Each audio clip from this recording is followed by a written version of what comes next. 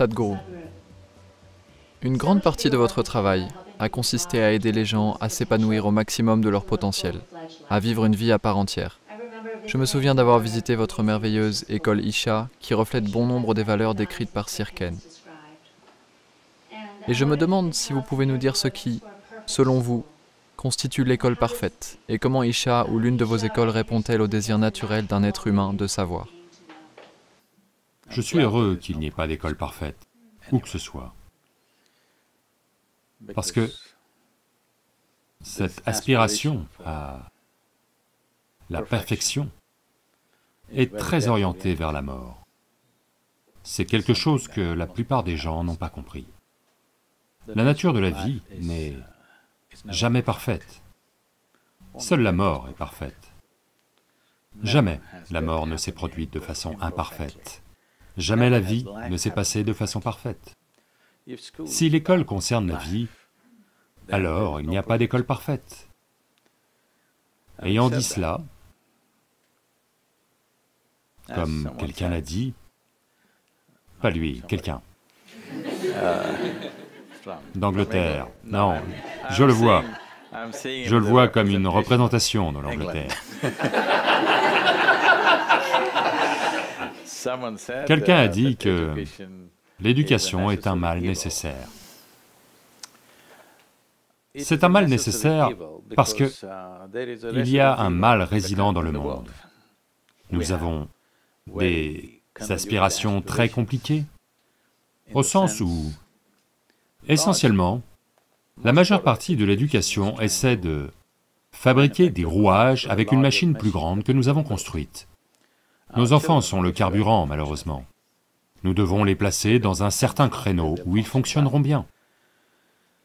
Et quand on voit le monde ne concerne plus les gens.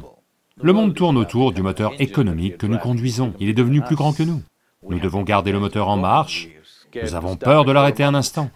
On est obligé de continuer. Maintenant, le problème est que nous avons créé un monde, si nos économies échouent, nous serons déprimés. Si nos économies réussissent, nous serons damnés pour de bon. Je pense que c'est mieux que vous soyez déprimés. Maintenant, à propos de l'école, comme moyen de fabriquer des rouages pour la machine, il y a beaucoup de façons de le faire, chaque nation a son propre système. Si je dois vous donner une forme particulière, parce que vous devez rentrer dans une machine spécifique, c'est un processus cruel. Mais maintenant, nous ne pouvons pas laisser la machine tomber en panne. Constamment, elle doit absorber, et l'humanité est la pièce de rechange. Donc nos enfants sont le carburant et les pièces de la machine qui y entrent pour faire fonctionner la plus grande machine, c'est un aspect. Donc c'est pourquoi j'ai abordé l'éducation dans 3 dimensions différentes, que les gens autour de moi essayent encore de saisir. Pourquoi? C'est 3 choses différentes.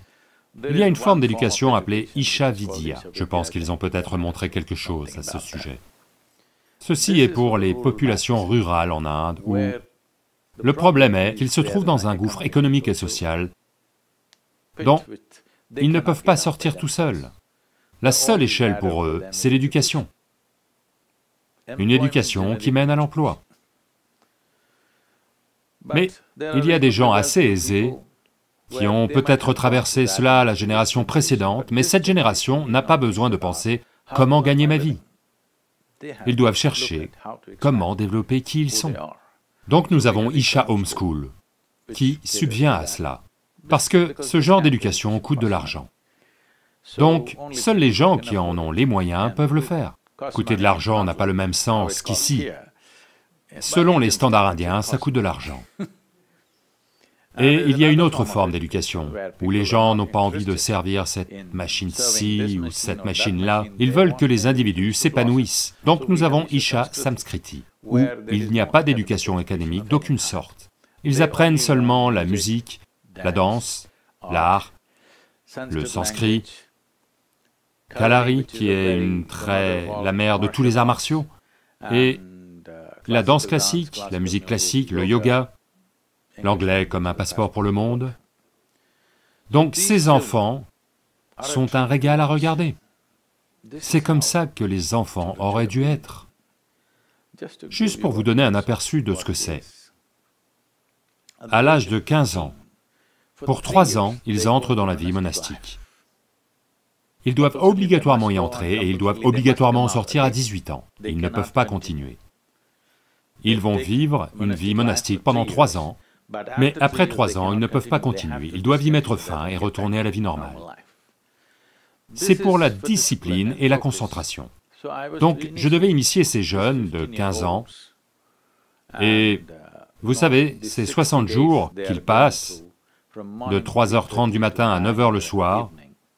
Ils font presque 8 heures de méditation, toutes sortes de sadhanas, complètement silencieux, pendant 60 jours. Des enfants de 15 ans, totalement silencieux.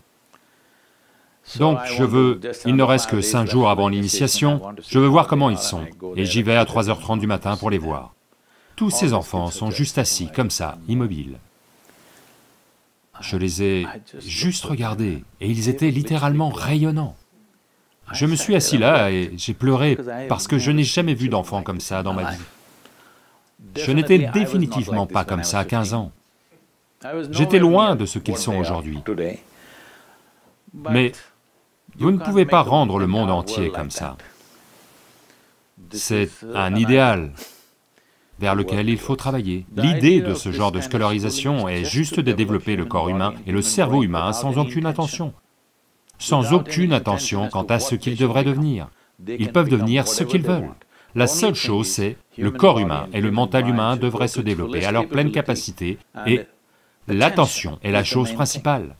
Une attention sans distinction et impartiale est ce que nous essayons de développer chez les enfants, qu'ils apprennent à prêter attention à tout de la même manière, qu'on ne divise pas le monde en choses bonnes et choses mauvaises, choses hautes, choses basses, choses divines, choses diaboliques, choses sales, choses sacrées. Non, vous apprenez à prêter la même attention à tout.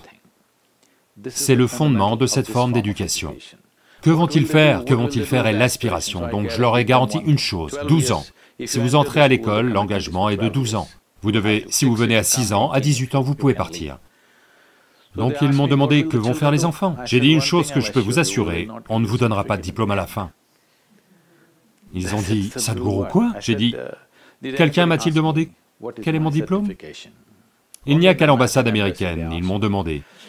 Vous savez, il y a presque 20 ans, ou 18 ans, quand je suis allé demander le visa pour venir aux États-Unis, le consul général voulait me rencontrer, c'était une femme.